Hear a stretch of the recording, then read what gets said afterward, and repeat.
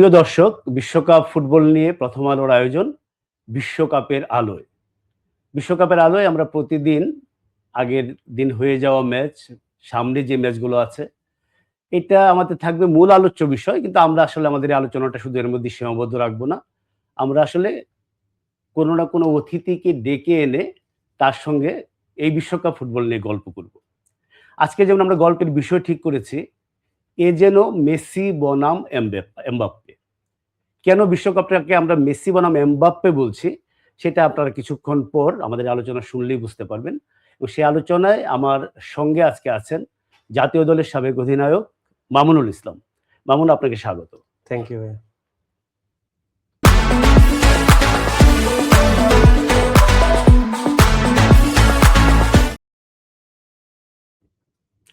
মামুন, প্রথমে একটা নরমাল কথা দিয়ে শুরু করি। এই যে আমরা এটা দিলাম, এই আজকের আলোচনার একটা শিরোনাম দিতে হয় যে এই ওয়ার্ল্ড কাপটা মেসি বনাম এমবাপ্পে।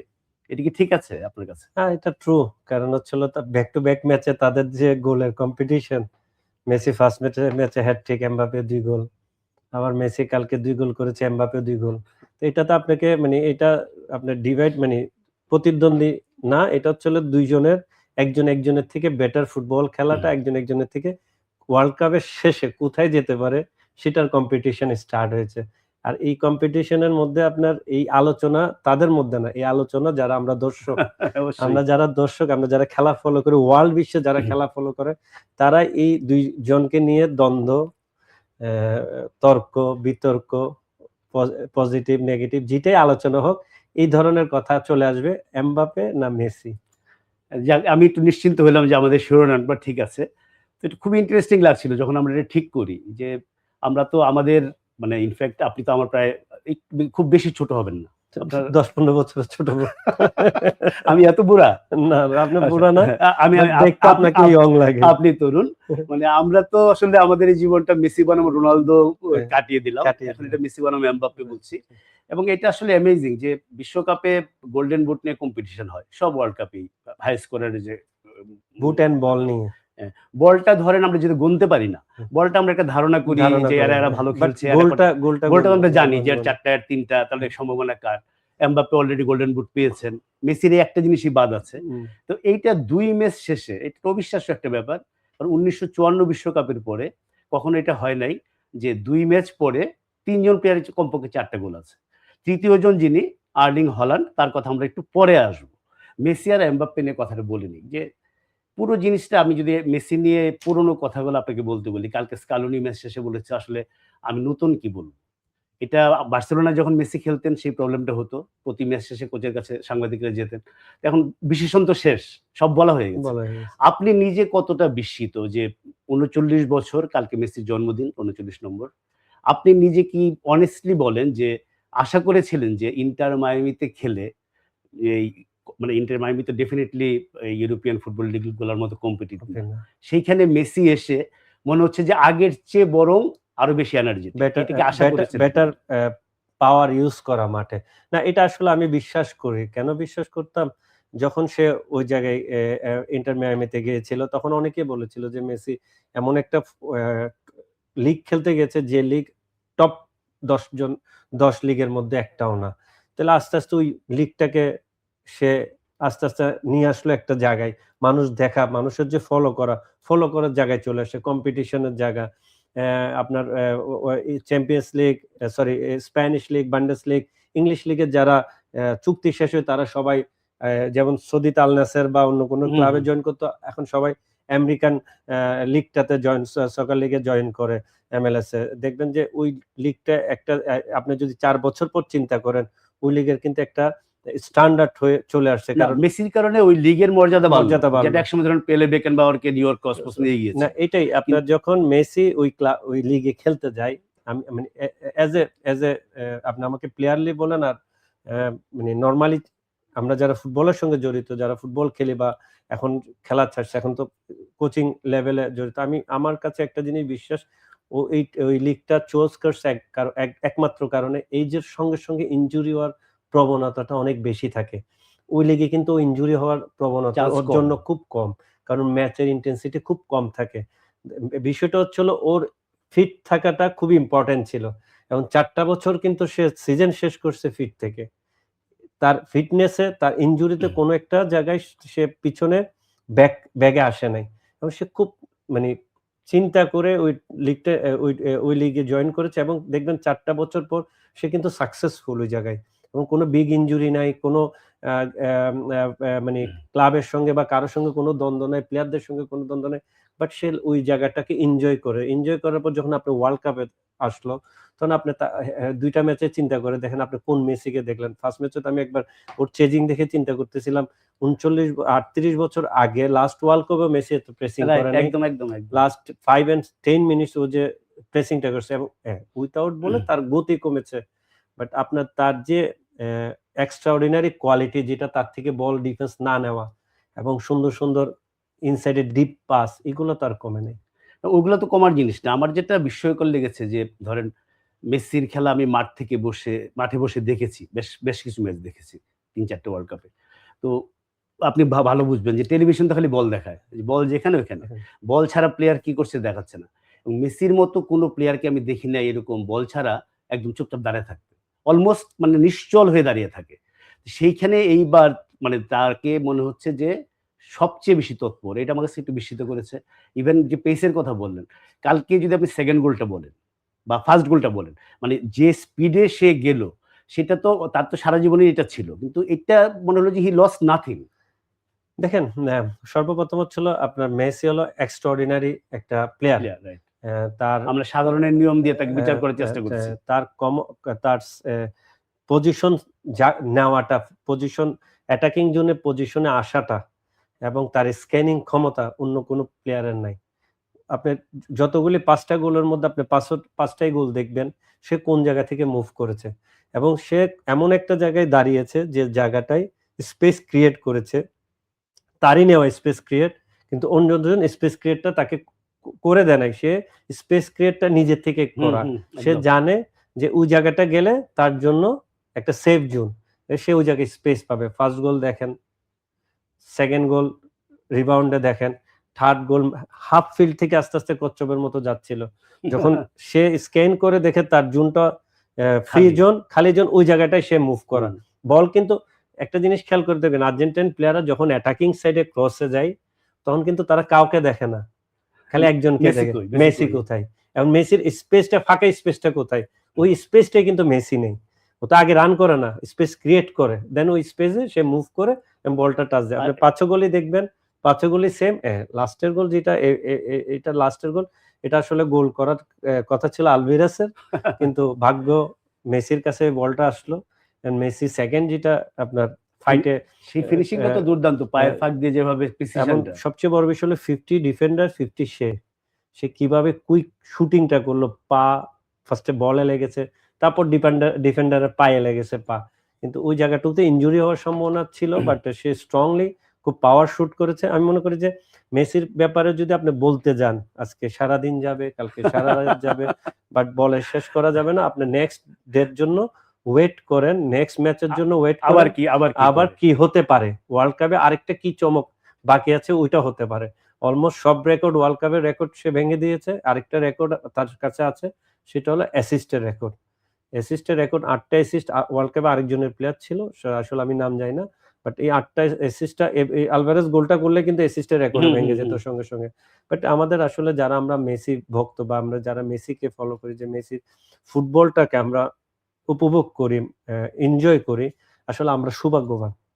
আমাদের একটা জেনারেশন খুবই সৌভাগ্যবান। আমরা ম্যারাডোনার ওই ফুটবলটা দেখতে পারি নাই, পেলের কথা শুনেছি, আমি দেখেছি, হোয়াইট পেলের কথা শুনেছি, বেকেনবাওয়ারের কথা শুনেছি, জিনাদিন জিদানকে আমরা খুব কাছ থেকে দেখেছি, রোনাল্ডো নাজারিওর আমরা খুব কাছ থেকে দেখেছি, বাট লিওনেল মেসি সবাইকে ছাড়িয়ে সে গ্রেটেস্টদের গ্রেটেস্ট হতে যাচ্ছে। প্রিয় দর্শক, আমাদের এই আলোচনা আরো কিছুক্ষণ চলবে। আপনাদের যদি কোনো প্রশ্ন থাকে বা আমাদের এই আলোচনার প্রেক্ষিতে কোনো মনে কোনো ভাবনা জাগে, সেটা আমাদের ফেসবুক পেজে, প্রথম আলোর ফেসবুক পেজে আপনারা জানাতে পারেন। আমরা সেটার উত্তর দেওয়ার চেষ্টা করব। আপনি যে মেসি কই খুঁজার ব্যাপারটা, এটা আমার খুব একটা ইন্টারেস্টিং গল্প মনে পড়লো। কাতারে যখন ফার্স্ট ম্যাচ হেরে গেল ওই সৌদি আরবের কাছে আর্জেন্টিনা, তো ওদের একটা ভাষা ছিল ওই স্প্যানিশ ভাষা, বোধহয় চাও মানে হচ্ছে কই। তখন আর্জেন্টাইন সমর্থকদের দেখলেই ওই ব্রাজিলিয়ান সমর্থকরা বা সৌদি আরবের বলতো মেসি চাও, মেসি চাও, মানে মেসি কই, মানে মেসি তো খুঁজে পাওয়া যাচ্ছে না। তো মেসি রেকর্ডের কথা বললেন, সবচেয়ে বেশি ম্যাচ, সবচেয়ে বেশি গোলের রেকর্ড কালকে হয়ে গেল, যেটা ক্লোজার সঙ্গে সমান ছিল। তারপরে আপনার যদি আমি রেকর্ড যেটা বললেন যে এখন ছেলে মেয়ে মিলে, খুব ইন্টারেস্টিং যে আমরা সবসময় ছেলেদের ফুটবলের রেকর্ড বলি, মেয়েদের ওয়ার্ল্ড কাপে আসলে ওয়ার্ল্ড কাপের রেকর্ডটা ছিল মার্তার রেকর্ডটাও ভেঙে দিল মেয়েদের ফুটবল সহ। এখন ছেলে মেয়ে নির্বিশেষে উভয় রেকর্ডের সব উভয়। এখন আমি একটু মেসি থেকে যদি এমবাপ্পেতে আসি, যে কারণে আমরা মেসি বনাম এমবাপ্পে বললাম, মানে কালকে যখন আমি ফ্রান্স আর ইরাক খেলাটা দেখছিলাম এবং 54 মিনিটে এমবাপ্পের 2টা গোল হয়ে গেল, আমার মনে হচ্ছিল যে আজকেই আবার মেসিকে ছুঁয়ে ফেলে। এই পুরো ওয়ার্ল্ড কাপটাই হয়তো সেই ঈদের বিড়াল খেলা চলবে। মেসি যেমন 2 ম্যাচে 5 গোল, তো মেসি আসলে ওয়ার্ল্ড কাপে জীবনেও করে নাই, মানে পরপর 2 ম্যাচে। নেক্সট লাস্ট ওয়ার্ল্ড কাপ ছাড়া কোনো ওয়ার্ল্ড কাপে 4টার বেশি গোল আপনি খুঁজে পাবেন না। ফাইনাল পর্যন্ত 4টাই গোল ছিল, ফাইনালের পর আপনি 6-7টা 8টা করতে পারেন, 8টাতে গেছে, তো মেসি মনে 7টাতে লাস্ট ওয়ার্ল্ড কাপে। বাট স্টার্টিং এ 5-4 গোল আপনি ওয়ার্ল্ড কাপ ইতিহাস খুঁজলেও পাবেন না, যে 2টা ম্যাচ পর আপনার 5 গোল, এমবাপ্পের 4 গোল, হল্যান্ডের 4 গোল। হল্যান্ডে আসবো। কারণ এমবাপ্পে নিয়ে যদি বলি, আমরা মোটামুটি বলতে পারি যে মেসি যেখানেই রেকর্ডটা শেষ করুক, একদিন সেটা হয়তো এমবাপ্পের হবে, যদি ইনজুরি না হয়। 27 বছর বয়স, এখন আমরা 39 বছর বয়স যদি মেসি খেলতে পারে, আমি এটা আরেকটা সিগনিফিকেন্স দেখি মামুনুল, আপনি অনেক বয়স পর্যন্ত খেলেছেন, যে মেসি আর রোনালদোর এই যে ওয়ার্ল্ড কাপ খেলে যাওয়াটা, এটা কিন্তু পরের জেনারেশনের প্লেয়ারদের সামনে কিন্তু একটা বড় এক্সাম্পল, অনুপ্রেরণা। যে আপনি যদি নিজেকে মেইনটেইন করেন, আপনি ওই জায়গাটুকু খেলতে পারবেন। আগে তো কল্পনা করা যায় না যে গোলকিপার খেলতে পারে, কিন্তু 38-39 ওয়ার্ল্ড কাপ খেলা ভেরি ডিফিকাল্ট। এখনকার ফুটবলে তো, আগে ফুটবলে এত ডিফিকাল্ট না, এখনকার ফুটবলে 39 বছর বয়সে, এই 40 বছর বয়সে 41 বছর রোনাল্ডো খেলতেছে, ইটস ভেরি ডিফিকাল্ট। এই হাই ইন্টেন্সিটিতে 90 মিনিটে, মানে আপনি চোখের পলক যেখানে ফেলাইতে পারবেন না, ওখানে হাই ইন্টেন্সিটিতে আপনি ম্যাচ খেলতেছেন, মানে তাও 90 মিনিট পরপর 2টা ম্যাচ খেললেন, 80 মিনিটস আর একটা 90 মিনিটস, এবং 90 মিনিটসের মাথায় আপনি একটা গোল করালেন, যেটা আসলে এক্সট্রাঅর্ডিনারি স্পিডে বল নিয়ে বাইরে হওয়া। আমরা একটু এমবাপ্পে নিয়ে যদি বলি, যে এমবাপ্পেও তো মানে জেনারেশনাল ট্যালেন্ট, মানে এক্সট্রাঅর্ডিনারি, মানে এবং খেলা দেখতে এত মজা লাগে, ডেজলিং। আমরা রিয়াল মাদ্রিদের এমবাপ্পে, ক্লাব লেভেলের এমবাপ্পে আর ন্যাশনাল টিমের এমবাপ্পের কথা যদি বলি, ডিফারেন্স অনেক থাকে। ক্লাব লেভেলে যে এমবাপ্পেকে আমরা দেখি, আর যদি আপনি ওয়ার্ল্ড কাপের এমবাপ্পেকে যদি দেখেন, তাহলে আপনাকে মনে হবে যে আসলে ওয়ার্ল্ড কাপের ন্যাশনাল টিমের জার্সির এমবাপ্পে অতুলনীয়। আপনি কোনো দিক দিয়ে পিছনের দিকে রাখতে পারবেন না। যখন ক্লাব লেভেল থেকে সে ওয়ার্ল্ড কাপ খেলতে আসে, তার মধ্যে মনে কোনো একটা জিন ভর করে, যে সে ওয়ান অফ দ্য বেস্ট হওয়ার জন্য মনে ওয়ার্ল্ড কাপে আসা। প্রথম ওয়ার্ল্ড কাপে ইয়ং প্লেয়ার, সেকেন্ড ওয়ার্ল্ড কাপে গোল্ডেন বুট, থার্ড ওয়ার্ল্ড কাপে অলরেডি 4 গোল করা। মানে এমবাপ্পের ব্যাপারও সেম, আপনার তার রেকর্ড যখন আপনি গড়বেন, যে কেউ রেকর্ডটা গড়লে রেকর্ডটা ভাঙার জন্যই গড়া হয়। আপনার রেকর্ড যেটা নাজারো রোনাল্ডো করে গেছে, ওইটা একটা সময় ক্লোজার রেকর্ড এবছর মেসি ভাঙলো, সামনের বছর আই থিঙ্ক এমবাপ্পে ভাঙবে, না এই বছরে ভেঙে ফেলতে পারে। আপনাকে ওয়েট, কারণ রেকর্ড তো হয় রেকর্ড ভাঙার জন্য, রেকর্ড কিন্তু ফিক্সডের জন্য হয় না, রেকর্ড ভাঙার জন্য। বাট এমবাপ্পের ভাঙার সম্ভাবনা বেশি, কারণ আমরা যে এমবাপ্পেকে লাস্ট 2 ম্যাচ দেখেছি, তার যেমন গতি, তার তেমন ফিনিশিং। আপনি ইরাকের ম্যাচে ফার্স্ট গোলটা দেখেন, আমি কোনো সময় এমবাপ্পেকে লেফট ফুটে শুটিং করতে মনে হয় দেখছি নাকি দেখি না, আমার English league show, sorry Spanish league show, UCL show আমি মনে হয় দেখি নাই, পিএসজি তো খেল। বাট কালকে যে লেফট ফুটে সামান্য স্পেস ক্রিয়েট করে যে টপ কর্নারের গোল, আসলে এটা মানে না দেখলে কেউ বলতে পারবে না যে এমবাপ্পে ওই পরপর 2টা গোল 35-30 মিটার দূর থেকে, 2 ম্যাচে 2টা গোল, আপনার এত দূর থেকে গোল করা, আসলে আমি আসলে তাদের খেলা দেখে আমাদের জেনারেশন, এখনকার জেনারেশন মনে হয় সবচেয়ে বেশি আনন্দিত, কারণ ফুটবলটাকে তারা এনজয় করতে পারছে। এবং কালকে ইভেন যে 2টা চান্স মিস করলেন এমবাপ্পে, পরেরটা ওইটাতে মানে স্পিড যে হয় না মানে ওই ধরনের মিস হয় না। ফার্স্ট হাফে একটা, সেকেন্ড হাফে একটা। সেকেন্ড হাফ মানে সেকেন্ড চান্সটাতে তো একদম নিজের তৈরি করা, নিজের স্পিডে তৈরি করা, যেভাবে ছিটকে গেল, এটা তো unbelievable. One of the fastest footballer. এখন যদি দলে যদি আসি একটু, আমি মানে আমার আর্জেন্টিনা মেসি ময়, মানে 5টা গোল আর্জেন্টিনার, 5টা গোলই মেসির, প্লাস যেটা বললেন মেসি কই খুঁজতেছে, মেসি কেন্দ্রিক, এটা এরকম একটা প্লেয়ার থাকলে এটা হবেই। আবার এটা এক ধরনের দুর্বলতাও যে যেদিন মেসির একটা খারাপ দিন যাবে তখন স্কোর হবে না, তখন স্কোরটা কে করবে? সেইখানে ফ্রান্স মোর কমপ্লিট টিম মনে হয়েছে আমার কাছে, এবং মানে ফ্রান্সের উপরে 5-6 জন প্লেয়ার যে কোনো পজিশনে খেলতে পারে। কালকে তো আমি দেখছিলাম দেমবেলে হঠাৎ করে দেখি কর্নার নিতে গেছে ওই সাইড, সে ডান দিকে খেলে না বাম দিকে, রাইটে খেলে বামে কর্নার নিতে গেছে। এমবাপ্পে হঠাৎ করে মাঝখানে, ওলিসে তো একটা অপূর্ব প্লেয়ার। মানে ওভারঅল যদি যে দলগুলোর খেলা দেখেছেন আপনি, সেইখানে আপনার কাছে কোন দলের খেলাটা? আসলে ফ্রান্স অনেক দূর এগিয়ে। ফ্রান্সের আপনার 12 বছরে একটা, এটা কিন্তু শুধু ফ্রান্স আর আর্জেন্টিনা বলছি না, অল পুরো ওয়ার্ল্ডের, মানে ওই ওয়ার্ল্ড কাপে one of the strong team হলো ফ্রান্স। কেন আমি আপনাকে তার কোচিং স্টাফ থেকে শুরু করি। 12 বছর ধরে একটা কোচ ক্যারি করতেছে, যে ওয়ার্ল্ড কাপ উইনিং ক্যাপ্টেন, সে জানে যে ওয়ার্ল্ড কাপ সে winning captain, winning trophy, world cup trophy Beckenbauer, আর সেই এক ব্যক্তি যে প্লেইং লাইফে প্লেয়ার এবং কোচ হিসেবে ওয়ার্ল্ড কাপ জিতা জাগালো আছে এর আগে। তারপর আপনি 12 বছর ধরে সে এই টিমকে হ্যান্ডেল করতেছেন। 12 বছর লাস্ট এই ওয়ার্ল্ড কাপে এসে আমি মনে করি তার সবচেয়ে বেশি চুজের জায়গায় তার সবচেয়ে বেশি কঠিন সময়টা যাচ্ছে, মধুর সমস্যা। কারণ হলো কাকে রেখে কাকে খেলাবে। তার যে উপরে 6টা অ্যাটাকার আছে, 3জন তো খেলা, আরো 3জন মাঠের বাইরে বসে, যে এই 3জন যে কি পরিমাণ ফাস্ট, কাকে কোন জায়গায়, সে মিডফিল্ড আরো 2জন আছে, স্টপার আরো 2জন আছে, ডিফেন্স বাইরে বসা, মানে তার কাছে আপনি যদি এভারেজলি চিন্তা করেন, তার একটা সেকেন্ড 11 যেটা আছে ওইটা নেক্সট আরেকটা ওয়ার্ল্ড কাপ চ্যাম্পিয়ন হওয়ার টিমের মতো। তাহলে আপনি তার জন্য খুবই টাফ, এবং আমি মনে করি যে তাকে সবচেয়ে ইজি করে দেয় তার প্লেয়াররা। আপনি টিম হিসাবে দেখেন, একই সঙ্গে যাওয়া, একই সঙ্গে নামা।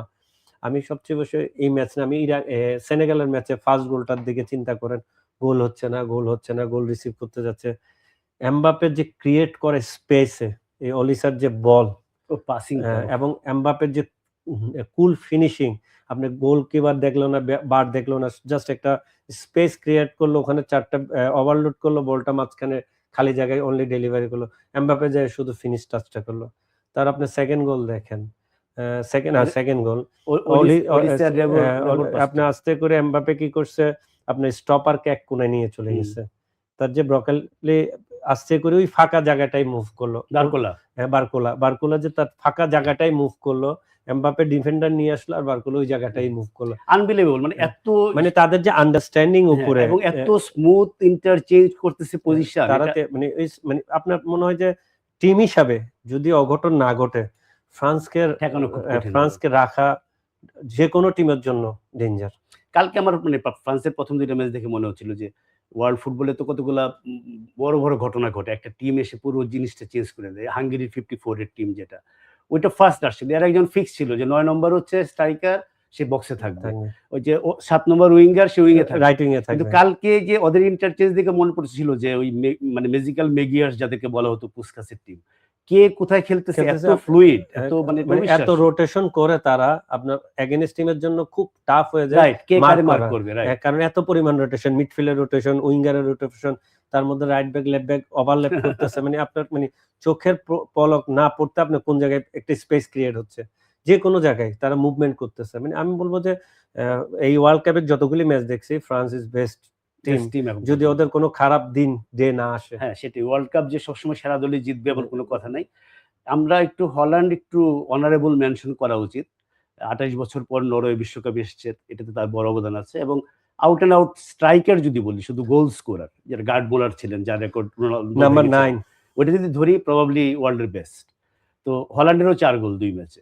তার সম্পর্কে একটু বলে আমরা এমন একজন নিয়ে কথা বলবো যাকে ছাড়া আসলে গত 15-20 বছরের ফুটবল মানে আলোচনা সম্পূর্ণ হয় নাই।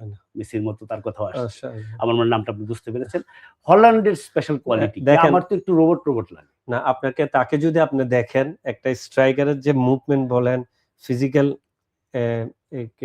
কি বলে এটাকে, মানে রাবার হয়, ইলাস্টিক টাইপের, যে খুব মুভমেন্ট, তাও না, সে কিন্তু স্ট্রেট থাকে, একটা রোবটের মতো না লাগে, এবং টাফ, খুব টাফ, ডিফেন্ডারের জন্য খুব টাফ তাকে আটকানো, এজ এ স্ট্রং ম্যান, বাম্পা, তার লেফট ফুটার, তার মধ্যে ক্রসে আপনার ফিনিশ করা, হ্যাটে ফিনিশ করা, মানে এই ধরনের স্ট্রাইকার থাকলে কি হয়, ডিফেন্ডারের জন্য ডেঞ্জার হয়, কারণ ডিফেন্ডারদের তো সে সময় দেয় না, তার পাওয়ারে ইব্রাহিমোভিচ যেটা ছিল, লেভানডস্কি, তারা পাওয়ারে কিন্তু ডিফেন্সকে বিট করে ফেলতেছে। আর দাঁড়া থেকে স্পিড ওঠা স্ট্রাইকার খুব কম উইদাউট বলে, খুব কুইক স্পিড। আমি বলবো যে নরওয়েকে এখানে নরওয়েকে এখানে আনা এবং নরওয়েকে লাস্ট 2 ম্যাচ জিতার যে মানে ভূমিকা তার আছে, মানে 2 ম্যাচে 4 গোল করা, সেও মেসিদের কাতারে ওয়ার্ল্ড কাপে এখন বর্তমানে। আপনি যদি স্কোরের দিক দিয়ে দেখেন আরো তো ম্যাচ দুইটা ম্যাচ আরো হাতে আছে তাদের, মানে আপনার সেকেন্ড রাউন্ড যেটাকে আমরা 32টা টিম নকআউট পর্যন্ত যেতে আরো 2টা ম্যাচ আপনার হাতে। এই 2টা ম্যাচে কি হতে পারে?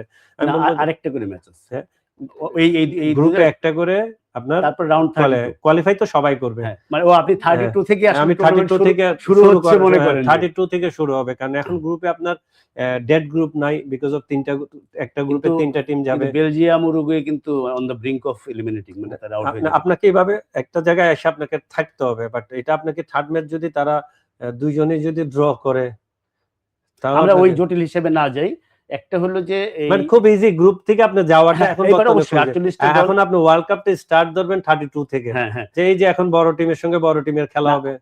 আমি মামুন লিখছিলাম এই ওয়ার্ল্ড কাপের আগে যে এই 48 দলের ওয়ার্ল্ড কাপ হওয়ার কারণে বড় দলগুলোর জন্য বরং 3টা প্র্যাকটিস ম্যাচ পারলো, কিন্তু জিনিসটা কিন্তু সেরকম হচ্ছে না। ওয়ার্ল্ড কাপ কিন্তু আপনি কুরাসাও বলেন, কেপ ভার্দে বলেন, একেবারে এক পেশে কিন্তু ম্যাচ হচ্ছে, চমক হচ্ছে আপনাকে প্রত্যেকদিন একটা চমক। একদিনে সারা ম্যাচের ড্র, 4টা ম্যাচ ড্র, আরেকদিন আপনার বড় টিমের লস। স্পেন জিততে পারলো না, তারপর হচ্ছে আপনার বেলজিয়াম ইরানের সঙ্গে পয়েন্ট হারানো, আর একটা সময় হলো 7 গোল 5 গোল 6 গোল।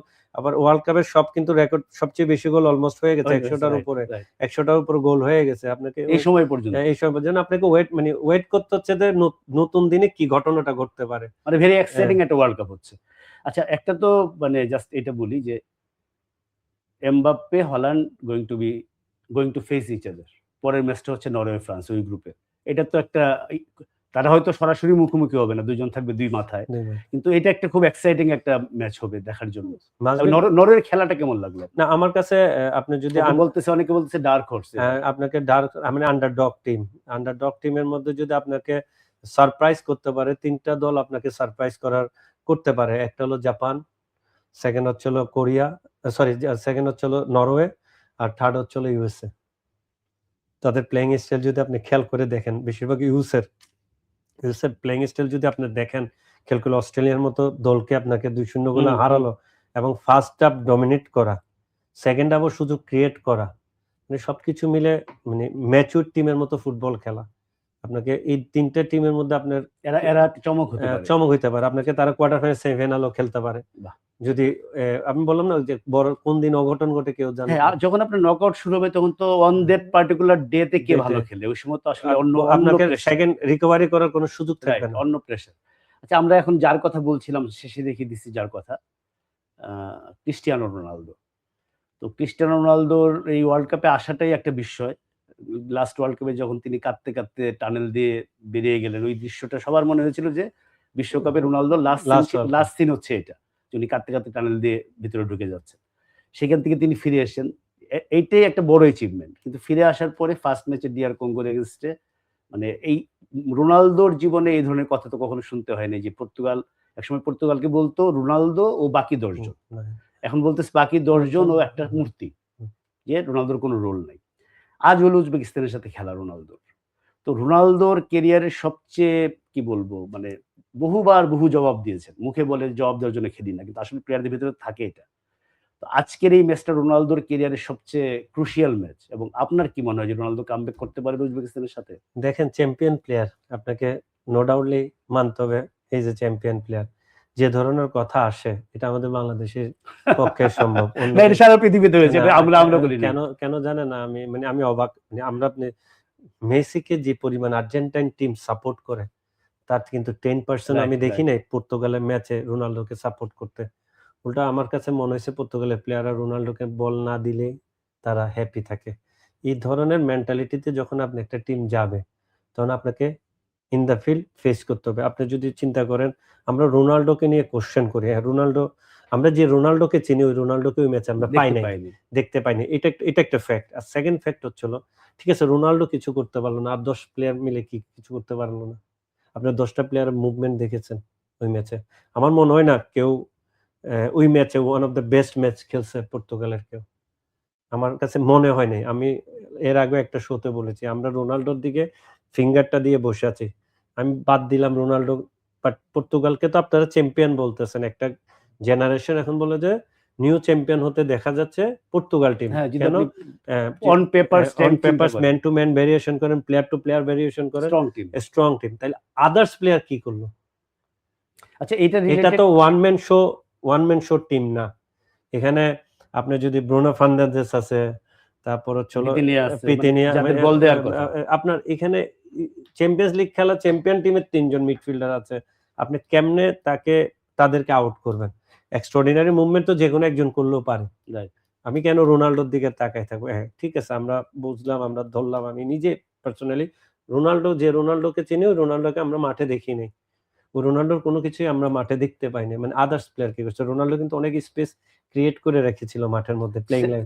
তাকে তো তাকে নাম্বার 9 এ যখন 2 স্টপার তাকে বিট রেখে দিয়েছে, সে কিন্তু বারবার অফসাইডে দাঁড়ায় ছিল কেন? তার জানি সেকেন্ড ম্যান গুলি রান করুক, ডিফেন্ডাররা জানি একটু তার পিছনে আসুক।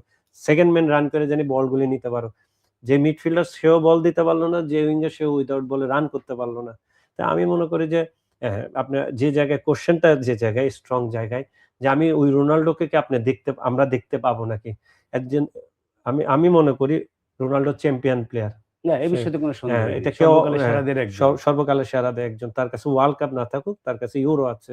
তা আমি মনে করি সে সর্বকালের সেরাদের যখন একজন, সে তার সেরা ম্যাচটাই একটা সময় খেলবে। সবাই তাকে বাহাবা দিবে। আচ্ছা, ২ টা পার্ট কোশ্চেনের। একটা পার্ট হলো যে আপনি যেমন বলছেন যে আর্জেন্টিনা সবাই মেসিকে খুঁজছে। তো পর্তুগালের সবাই রোনালদোকে খুঁজছে না কেন?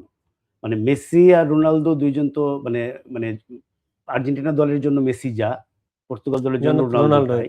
তো এটা মানে আমরা অনেক রকম কথা শুনি বাইরে থেকে। দেখেন, একটা দলে সবাই সুপারস্টার হইতে পারে না। এটা কি মধ্যে জেলাসি কাজ করতেছে? মাঝবে আমার কাছে মনে হয় পর্তুগালের অল ওভার সবাই সুপারস্টার। আর আর্জেন্টিনা একটাই সুপারস্টার, একটা হিরো। এটা একটা সুবিধা হয়েছে। আপনি দেখবেন ম্যাচ গোলের পর তাদের মুভমেন্ট দেখেন। খেলার পর তাদের মুভমেন্ট দেখেন, প্লেয়ারদের মুভমেন্ট। কেউ কিন্তু মেসিকে ১ মিনিট পর্যন্ত ওখান থেকে ছাড়া নেই। সবাই মেসিকে ঘিরে। মানে তাদের যে উৎসাহ, আনন্দ, তাদেরকে ক্যারি করা। ওই একটা সময় আর্জেন্টিনার ফ্ল্যাগ মেসি ক্যারি করত। এখন পুরা টিম মিলে আর্জেন্টিনার ফ্ল্যাগ আর আর্জেন্টিনার মেসিকে তারা ক্যারি করতেছে।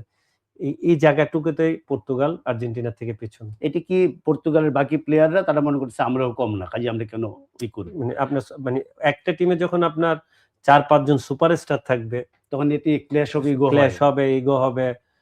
কেন? মানে এই ধরনের মেন্টালিটি থাকতে। বাট আপনি যখন চ্যাম্পিয়ন টিম, আপনি যখন ফ্রান্সকে চিন্তা করে দেখেন, ফ্রান্স নিয়ে অলরেডি কথা হচ্ছে, তাদের বিতর্ক একটা ড্রেসিং রুম বা আদার্সে তাদের একটা বিতর্ক আসতেছে। বাট সে বিতর্ক তো ছাড়িয়েও কিন্তু তারা রেজাল্ট করে যাচ্ছে। কেন? তাদের টিমে ওই ধরনের প্লেয়ার আছে।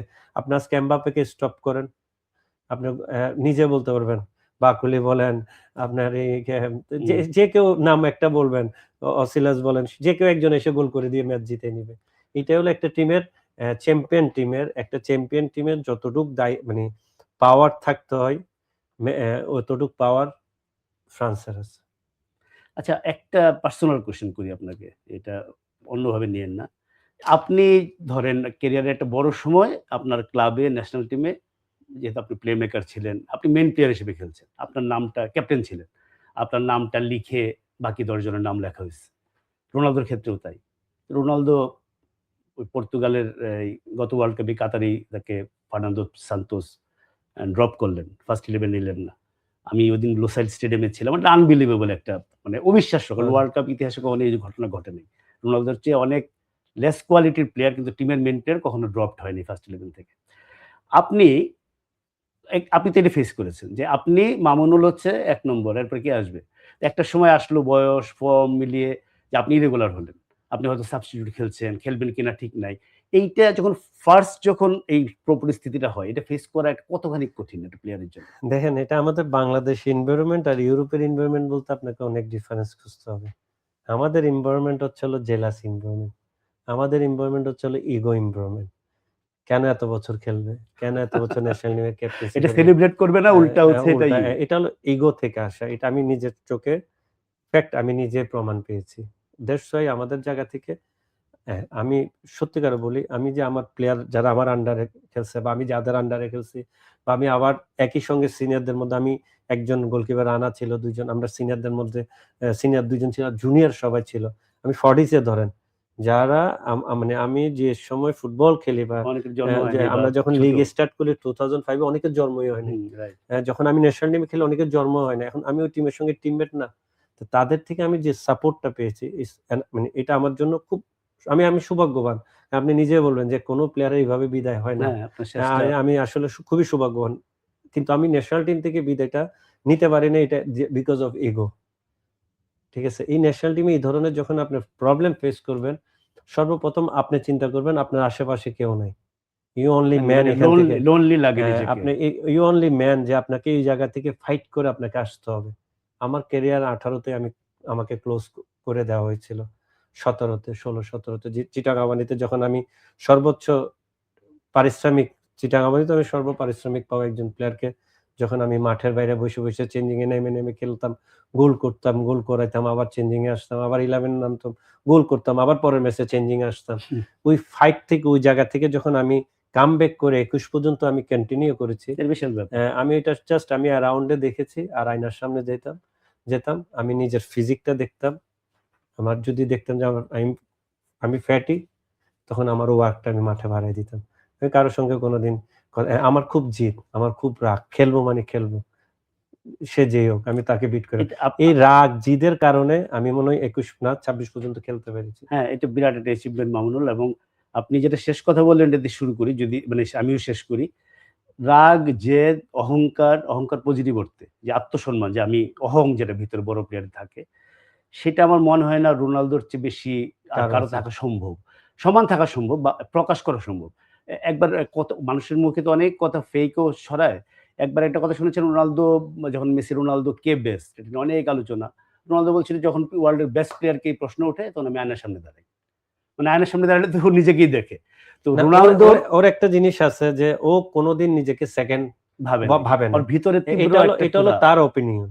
ওয়ার্ল্ড কিভাবে সেটা দেখার বিষয় না। তার ওপিনিয়ন হচ্ছিল সে one of the great player, সে ১ নাম্বার, স্টিল নাও সে ১ নাম্বার। এটা তার একটা এটাকে আপনি ইগো বলতে পারবেন না। এটা তার এইটাই পার্সোনালিটি তার ড্রাইভিং ফোর্স। এটা সে হলো তার এইটাই। এটা দিয়ে কিন্তু এত বছর খেলতেছে। হ্যাঁ। মেসির ক্ষেত্রে হলো মেসি খুব নরমভদ্র। আমি মেসির মধ্যে কোনো আ অনেক কিছু দেখি নাই। আপনার যে ও যে এত বড় প্লেয়ার তার মধ্যে আপনার একটা গুণও তার মধ্যে ব্যাড যে হ্যাবিট গুলি, ব্যাড গুণগুলি নাই। সে নিজেকে কোনোদিন বেস্ট বলে নাই। সে নিজের মাঠে কারো সঙ্গে ঝগড়া করে নাই। সে কোনো সময় ঝগড়া করছে বাট টিমের ক্ষেত্রে হুম, বাট হুম। নিজের মানে নরমালি তার মধ্যে আমি যে আমরা যতটুক এই পর্যন্ত মাঠের বাইরে তাকে নিয়ে কোনোদিন সমালোচনা দেখিনি। সে এক মানে একটা ধরনের শান্ত ভদ্রলক্ষ্মী ছেলে। আ ভদ্র একটা লোক ফুটবল খেলে। হ্যাঁ, হ্যাঁ। এরকম আর ভদ্রলোক কিন্তু ফুটবল খেলে না। এটা ফিজিক্যাল খেলা। খেলা হ্যাঁ, আসল পৃথিবীতে মেসিদেরও দরকার আছে, রোনালদোরও দরকার। ২ দরকার টার আছে। ২ রকম ২ বিউটি। রকম। কেউ কাউকে আমরা মানে এগিয়ে পিছিয়ে রাখবো না। তো শেষ কথাটা এটাই বলি যে রোনালদো তো মেসি, রোনালদো, এমবাপ্পে যাদের নিয়ে মূলত আমরা আলাপ করলাম। এরা আসলে শুধুমাত্র তাদের দলের না। আর্জেন্টিনার সাপোর্টাররা হয়তো ভাববে যে শুধু মেসি তাদের। ব্রাজিলের সাপোর্টাররা শুধু নেইমার বলবে তাদের। কিন্তু এরা এমবাপ্পে, ফ্রান্সের তো মানুষের অত সাপোর্টার নাই। কিন্তু এরা আসলে দল ছাপিয়ে আসলে সবার। সবার। কারণ এরা যে আনন্দটা দেয়, এটা তো আসলে ওই সময় ঠিক আছে, সাপোর্টাররা সে আনন্দের প্রাণ ভরে নিতে পারে না। আমার ধরুন মেসি যখন গোল করে ব্রাজিল সাপোর্টাররা বেশি অত আনন্দ পায় না। নেইমার গোল করলে আমরা যারা, আমি জানি না, আপনিও ভয়ঙ্কর বোধহয় আর্জেন্টিনা সাপোর্টার। না আমি আর্জেন্টিনার কিন্তু আপনি সাপোর্টার। যেহেতু প্লেয়ার, আমি নেইমার গোল করলে নেইমার মাঠে নামুক, নেইমারের খেলা আমরা আবার দেখব। এটার জন্য এখনো অপেক্ষায় আমি বসে এটাই আছি। বলছি কখন যে নেইমার আপনি মাঠে নামবে? সাপোর্টার হইলেও আপনি যেহেতু ফুটবলের বৃহত্তর অর্থটা বুঝেন, তো সেই পয়েন্ট অফ ভিউ থেকে আমরা ডেফিনিটলি চাইবো যে মেসি দুর্দান্ত খেলছে, এমবাপ্পে দুর্দান্ত খেলছে, হল্যান্ড রাইজিং স্টার এই ওয়ার্ল্ড স্টেজে ১ম এসছে। আমরা চাই এর সঙ্গে যদি রোনালদো জ্বলে ওঠেন, এই ওয়ার্ল্ড কাপটা আসলে সত্যিকার অর্থে একটা মেমোরেবল ওয়ার্ল্ড কাপ হতে হয়ে যাচ্ছে। যাবে। তা আজ এই পর্যন্তই মামুনুল, আপনাকে অনেক ধন্যবাদ। প্রিয় দর্শক, আজ এই পর্যন্তই। কাল আবার আমরা এই বিশ্বকাপের হয়ে যাওয়া খেলা, সামনের খেলা, এবং আপনারা তো আজকেই বুঝতে পারলেন যে আমাদের আলোচনাটা শুধুমাত্র ম্যাচ কেন্দ্রিক থাকে নাই, সেটা নানা দিকে ছড়িয়ে পড়েছে। আমরা এরকম আড্ডাই মারবো। আপনি এই অনুষ্ঠানের ধরনটাই এটা হবে যে আমরা কোনো একজন অতিথিকে ডেকে এনে তার সঙ্গে আমরা গল্প করবো, আড্ডা মারবো। আপনারা সবাই ভালো থাকবেন, সুস্থ থাকবেন এবং প্রাণ ভরে বিশ্বকাপ উপভোগ করেন। যদিও এই বিশ্বকাপ উপভোগ করার ক্ষেত্রে মানে কঠিন একটু, মানে এই পরিমাণ খেলা এবং এত সময়ে খেলা, তারপরও বিশ্বকাপ এটা যখন শেষ হবে আমি নিশ্চিত আপনার খালি খালি লাগবে। যতক্ষণ এটা আছে উপভোগ করুন। Thank you.